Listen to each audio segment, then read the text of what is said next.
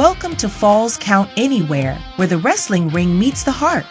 Hosted by the gentleman Jody Powell, join us as we dive into the latest pro wrestling news and rumors, from the electrifying world of WWE to the inspiring stories of wrestling for Christ. This is your all-access pass to the action, the faith, and the hope. This is Falls Count Anywhere.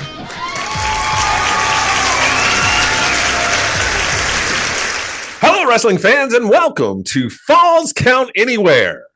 And I am joined by my good friend, my partner in crime, the mad scientist, Mike Buchanan. Mike, buddy, what's going on? Looks like you got some experiments working there in the Buchanan lab. Very true, gentlemen. I'm trying to find a cure for right-handedness because, as we all know, only left-handed people are in their right mind. well, it's a good thing I'm amphibious then. Probably so. I do like to swim.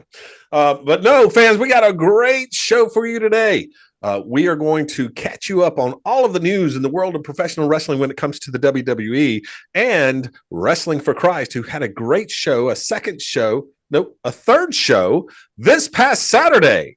And we saw some action there that we're going to talk about. Of course, Bash in Berlin happened, but I don't want to cover that tonight because we're going to have a very special guest join us. In fact, I think he's on the line right now. Mike, let's get to it. Let's get our special guest in here. Fellas, how are we doing this evening? Just awesome. Great. How are you? Man, it couldn't be better. It couldn't be better because I'm being joined by two incredibly smart, talented individuals instead of just one. So I have doubled my pleasure for the week. But hey, I want to jump in. This is our normal time on Falls Count Anywhere for our WWE recap. And I know we just had Bash in Berlin. That was Saturday. We're gonna get to that next week because something happened in the WWE that I think is very important for us to cover, and that is the passing of Sid Justice, Sid Vicious, Psycho Sid, known to his family as Sid Eudy. And we've invited Mark Smith to join us here because Mark had the pleasure of working with Sid in WCW, worked several matches with Sid, got to know him very well. And so this was a great opportunity to, number one, just have Mark on the show to talk about Sid, the wrestler. But more importantly, I think for our show, Mark, if you could tell us a little bit about Sid, the person. He was so funny. Yeah. I mean, it was crazy. He was so funny. Sid was Sid. He would say anything, whether it was off color, whatever. I mean, he would say stuff today that, I mean, it was just so funny. Some of it, though, was it was just really out there, man. People would have been protesting. The woke people would have been protesting without a doubt. He brought a light to the dressing room. He really did. And he was a guy that once you got to know him and if you realized you were taking care of him, this guy would go there was no length this guy wouldn't go to take care of you. Yeah, I remember you telling me about that. Yeah, that Sid really, when you work with Sid, don't give away too much of this though, because I don't tell people the story. Oh, okay. I don't know that I'm going with this story, but I'm just talking about how well he took care of you in the ring. Oh yeah, Still looking like he was just beating the living tar out of you, but he took real good care of you, right? Oh yeah. I mean, the one thing I learned about Sid was especially, and just like anybody, I don't care how big you are, the more you're in the ring, the better worker you get. Yeah, at least you hope that way. Mm-hmm. You saw it with Goldberg. Yeah. But you really saw it also with Sid. Sid was polished in the ring. I mean, when he got to working for Vince and all that, this guy was a polished guy. Yeah. Best power bomb in the business. No kidding. And he and Danny Spivey worked so well together as the Skyscrapers. Mm-hmm. Yep. And so, and Teddy Long was a great guy to work with as far as they were concerned, because Teddy was so smart, and Teddy was 110 pounds soaking wet. I mean, face it. He would tell you that. Teddy's a super guy.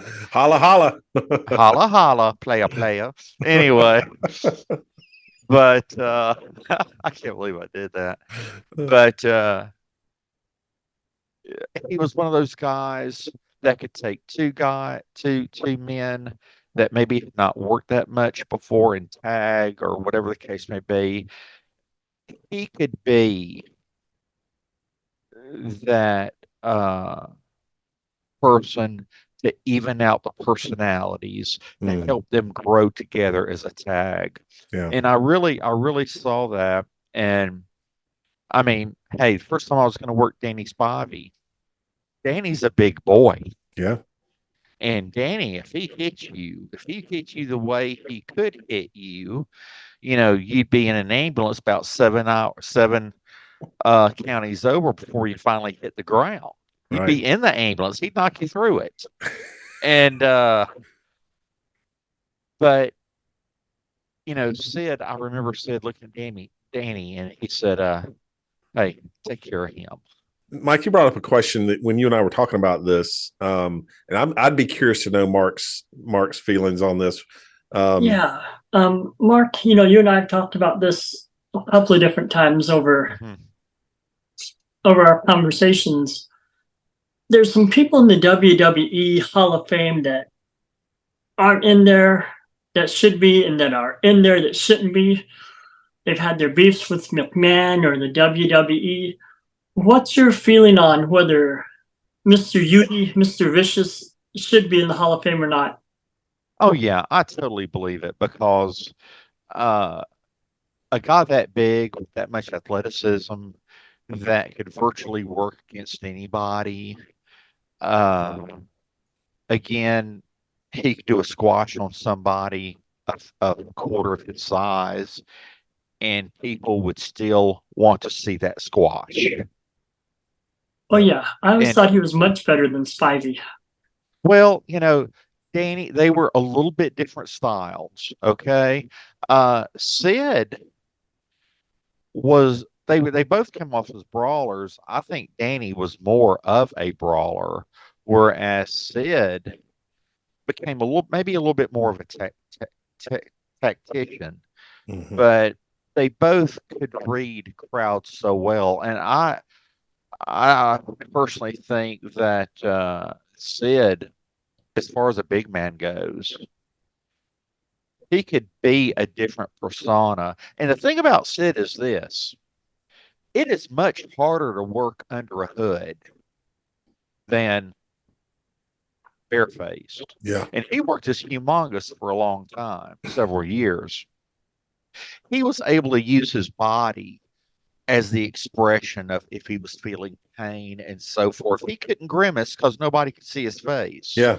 Yeah. So, especially with that, I have to say, by all means, a guy just like Bill Eadie, Demolition, right? Mhm. Bill worked as a mass superstar for years. Anybody that can learn to use their body to tell the story and not just their face to tell the story. Yeah. I think that's a phenomenal worker. And a lot of guys, and I think I heard Bill say at one time that actually being under the hood made him a better wrestler if he wasn't under the hood Yeah. because he was so much more expressive. Yeah. So Yeah. I have to give Sid that. You get what I mean? I do. Mhm. I think those are the little things that matter when you talk about the Hall of Fame, particularly the WWE Hall of Fame. There are a lot of guys that are deserving, and it all depends on your criteria, right? But when it comes down to pure in-ring psychology, telling the story, it's those little things that separate the true superstars from just the guys. And physically, he could do anything he Sure. wanted with anybody Yep. to anybody, but he could tell the story. He's a two-time WWE or WWF champion, a two-time WCW champion. He was United States champion. He 100%. He deserved to be in the Hall of Fame 5 years ago. And you really didn't hear of him hurt guys Mm-mm. all the time the way could you hear about different people. I know a few, but I won't, out of respect, a few of them passed away. I won't name their names. But you did not have to worry. This is how much. Now I'm gonna tell you something real quick. Have you got time for about a 1 minute story or Well, yeah, whatever? yeah. Okay. Myself, a guy named Lee Scott. Lee Scott. I tell people, if you ever want two guys to take good beatings, it was me and Lee. Okay, we could get killed, and you'd be ready to, have our cremation, and we, before the day's over, we just, but we competed. We wanted to see. Sid had such a great clothesline. We wanted to see who would sell the clothesline the best. Mm. Well, I took them and I flew in the air and I did my little twist and all that garbage, and Lee would come behind and do the same thing. And after we'd be backstage and have our water and everything, or Gatorade or whatever it was, and be able to take a breath, Sid would send word, "Are you guys okay?" Hmm. He didn't try to put nobody out of the business. Yeah. But Sid was really a kind fella, because we asked him to hit us so hard we wanted to see if we could flip. I mean, take a clothesline and legitimately do a flip. And this is when nobody was doing it. Right. Sid did not want to do that. Mm. He tried to talk us out of it. Wow. And Lee did it first. So Lee won. He could even take beatings better than me. What can I say? But anyway, no. But Lee was great. We'd go to the gym together and everything. But some guys would just get off. Hey, you're going to take this? Oh, yeah. I will let you have it like nobody's business. Sid had compassion. Yeah. Yeah. I mean, there's something to be said about taking care of guys and having that compassion and really reaching out, like you said, sending word, saying, "Hey, are you guys okay?" He didn't have to do that. He didn't have to do that at all, but he did. And that says something about the man. And so Sid Vicious, Sid Justice, Psycho Sid, Sid Udy, our prayers, our thoughts are with his family. We remember him fondly, and certainly he is someone that the wrestling community will miss. Mark, I want to thank you for being on Falls Count Anywhere and sharing your perspective with Sid. Well, I hope he's found his best softball game. That's right. In heaven. That's right. Because he loved softball. He loved it more than wrestling, I believe. He did. He would tell you. If I had a choice between professional baseball and wrestling, there's no choice. I'd be playing softball. I'd start playing yesterday. Yeah. Well, but just a fantastic guy. Thank you guys for letting me come on here and absolutely wanting to find out. But he's definitely a man that deserves a lot of respect. Thank you guys, and I love you, man. Love you too, brother. Thanks for being on. Fans, we'll be back right after these messages. Oh, hello, wrestling fans. The gentleman Jody Powell here. And I can't tell you how much I love this devotional written by my partner on Falls Count Anywhere, the mad scientist, Mike Buchanan. He wrote this book called Feeling Down, Look Up. You want to get your copy today? It's on Amazon. So you're going to want to search for Feeling Down, Look Up by Mike Buchanan. And it's got verses, it's got stories, it's even got a place to make notes. It's fantastic. You'll thank me later. Welcome back, fans, to Falls Count Anywhere. And now it's time for us to move into our discussion around Wrestling for Christ right here on Abundant Television. And Mike, what a show we had this past Saturday night. We saw four incredible matches. But first, I got to talk about the debut of Chris Thunder Anderson. And I told you it was coming. I told you, you got to wait for this guy. It's going to be powerful. And I tell you, he did not disappoint. Did he or did he not look exactly like he deserves to be part of the Anderson lineage of professional wrestling? Well, I'm thinking the cruiserweight cutter probably is wishing that he would have waited a little bit longer to be introduced to Mr. Anderson. He did not look good after the match. Yeah, no, he didn't, and it was because of that double A bar, the Anderson arm bar that Chris used to put Cutter away in very short order, I might add, and he didn't let up after the bell rang. My understanding is that Cutter suffered a little bit of a sprained shoulder. Luckily, nothing broken, nothing separated, but a sprained shoulder nonetheless from that arm bar left him. In fact, I saw him walking out of the arena that night, arm in a sling. And so, yeah, it was pretty devastating. And I tell you what, Chris hit a spine buster that looked like an Anderson spine buster. I mean, I thought Zachariah Cutter went through the mat when he hit that thing. It was powerful. Chris Anderson is a force. But then, Mike, we had the main event. We thought we were getting the rematch, right? This was going to be Thrilla in Manila style. This was going to be like Rocky 2. This was going to be Creed and Balboa in Rocky 2. But what we got was some of the same stuff we've been getting. A double disqualification ending to this match. Carolina Dreamer and Shane Austin in the main event for the World Heavyweight Championship. And once again, referees, get out of the way. Get out of the way. You got bumped in the corner. You got knocked down.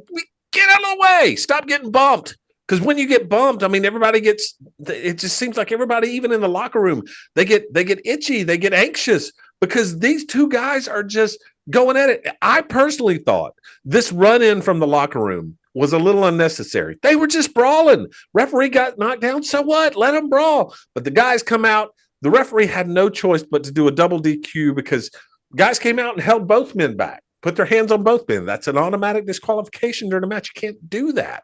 And so even the locker room is a little tense in terms of Shane Austin versus Carolina Dreamer. I don't know where we go from here. What do we do, Mike? I know you have had, even though it was brief, a run-in with Mr. Dreamer. You could always put on the stripes and call it yourself in the middle of the ring. Nobody's going to push you around. That's a hard no. That's a hard no. I can't commentate the matches if I'm refereeing, Mike. I'll do the voiceover. Not a problem. Happy to lend my ability. Oh, thanks. Thanks for that. Tell me to get in the ring. I think I am very comfortable sitting behind the commentary desk. Thank you very much.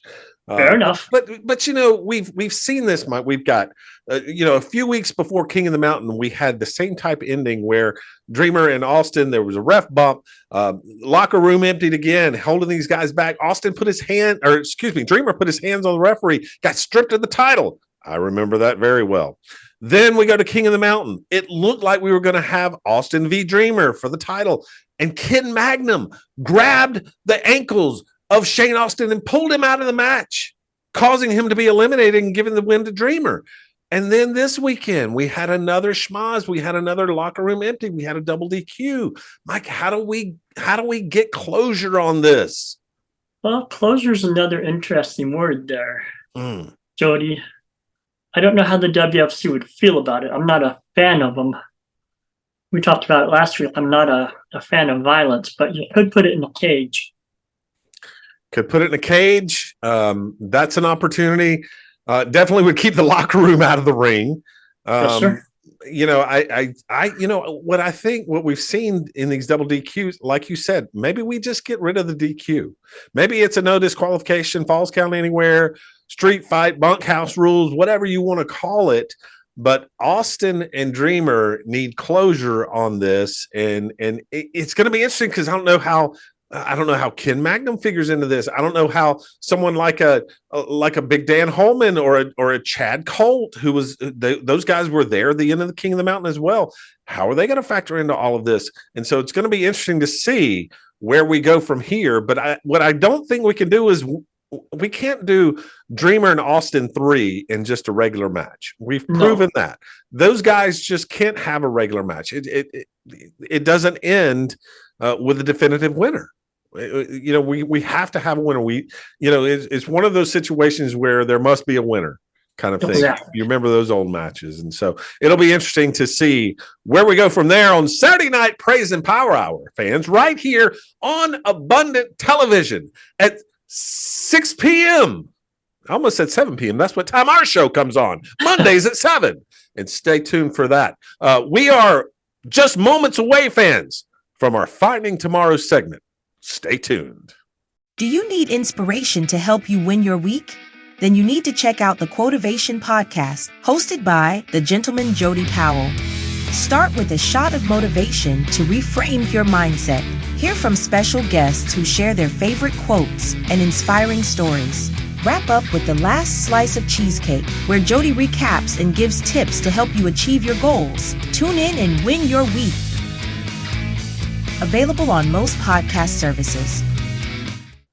Welcome back, fans, to Falls Count Anywhere, and it is time for our Finding Tomorrow segment. And I've asked Mike to stick around for this one again because it really hits home, I think, for both of us as Christian men in this world. You know, we had an opportunity to speak with Mark Smith about the passing of Sid Eudy, and Psycho Sid, Sid Justice, Sid Vicious, whatever wrestling name you want to go on. But, you know, Mark said something that was very interesting that I found really intriguing, and that was how Sid took care of him and would always reach out and ask him if he was okay after a match. He didn't have to do that. I think that really lends a lot to the fact that as men, there's a lot of times that we are in desperate need of help, and we ask no one for help. And I think that's a problem. That's an issue. It leaves us in this quiet desperation. We suffer in silence, and it's not healthy. It's not healthy for us, Mike. It's not, Jody. You know, we have 22 veterans, male and female, who commit suicide every day. And you have to wonder what the numbers are if they'd reach out, or if a fellow veteran would reach out. You know, in Ecclesiastes, it talks about the benefits of not doing this on your own. Right. You know, if you fall down on your own, it's kind of hard to pick yourself up. But if you're walking with somebody else and they can help you back up, and if you're walking with two, it says the three-chord strand is not easily broken. That's right. Ecclesiastes, wonderful verse, and it is literal. A literal interpretation of this. It is hard when you are alone and you get in trouble, whether you're hiking in the woods or you're walking and you turn an ankle, and you know, if you're by yourself and you can't get back up, you're in a little bit of trouble. And so, you know, reaching out, having someone there for you to help, that knows when you need help. I mean, it's having that friend, having that brother or sister in Christ, whether it's, you know, a spouse, a loved one, a friend, a family member, whoever it is. We all need that in our lives. And you know, I think a lot of us, and the tendency is, particularly for men, is that, well, no one cares. No one wants to hear that. I'm not going to burden someone else with my problems. And, you know, that I think we think of that in terms of being manly men, strong, right. You know, we're the rock, but actually what it is sinful. It goes against what you just said in Ecclesiastes. You know, it's a matter of pride. It is a matter of pride. And who are we to think that on our own, we are so strong that we can handle things? You know what I hate? I just can't stand, Mike, when I hear this, when people say that God will never put on me what I can't handle. I don't like that saying, because God doesn't put it on you for you to handle. God puts it on you for you to turn to him so that you will lay the burden down for him to handle. That'll preach, Ted. But it also talks about, and I don't remember the verse off the top of my head. It says, bear ye one another's burdens. Yep. And watch. And so fulfill the law of Christ. There it is. There it is. Doesn't say women only, men only. It just says, do it. That's right. So if there's no other reason for you to reach out for help than to than to follow the law of Christ, then reach out for help. Christ said we should. He demands it. He put us together on this. He put all of these people on the earth together for a reason, for us to be in community, for us to be, lifting one another up. If he didn't want us to communicate, if he didn't want us to coexist, there wouldn't be so many people on this small rock orbiting this big old sun. But there are, and we should be. Think about it this way. Jesus had his moments after he started his ministry when he went away to pray. Mm-hmm. He also had 12 disciples that were closer to him than anybody else. But even within the 12 were Peter, James, and John. Yep. And he would go away to pray, and he would take Peter, James, and John. And even in the Garden of Gethsemane, had them watch while I, stay vigilant while I pray. And what they do, they fell asleep, let him down, just like I do every day. Correct. All of us do. Right. But even in the end, it wasn't.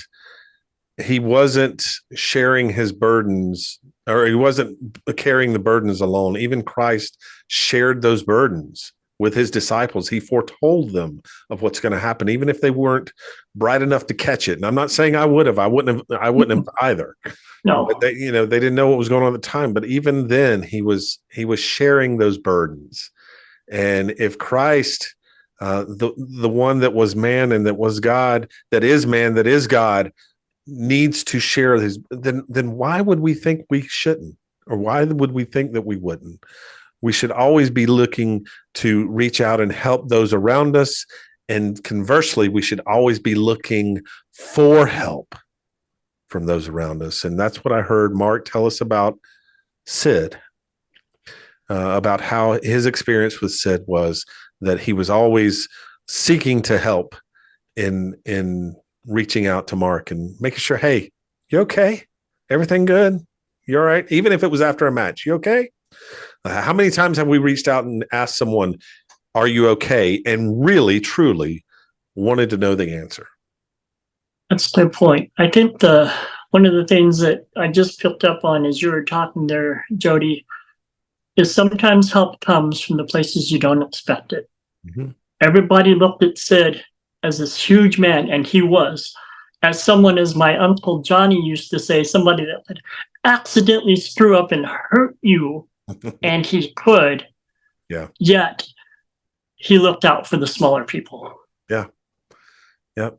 Absolutely, he did. And again, prayers for his family, and our thoughts and prayers are with them. And Mike, let's close out in prayer. And as we close out our show tonight, let's go to the Lord in prayer. Okay. Heavenly Father God, I want to thank you for the life of Sid Eudy. I want to thank you for our friend Mark Smith, who joined us this evening to share some of his insights. Father, I just pray for anyone that's out there that needs help, that is suffering in quiet desperation, that they would seek the person that will be in their path that you have placed for that help. And Lord, for me and for Mike and for those that are listening that are in situations where we want to make an impact, we want to make a difference, Lord, place us in the path of someone that needs help. Give us the discernment to recognize it. Give us this courage to say, how are you doing? Are you okay? And truly want to know the answer. Father, I thank you for this opportunity. I pray for each and every person that is watching this show that they will seek the help that they need when they're suffering in quiet desperation, and they will be the help that you would have them to be when you place them in the path of someone seeking. Father, we love you. We ask these things in Christ's name. Amen. Brother, it's been a great time spending it with you, the mad scientist, Mike Buchanan. Thank you for helping out as always on Falls Count Anywhere, brother. This is always one of my favorite times of the week.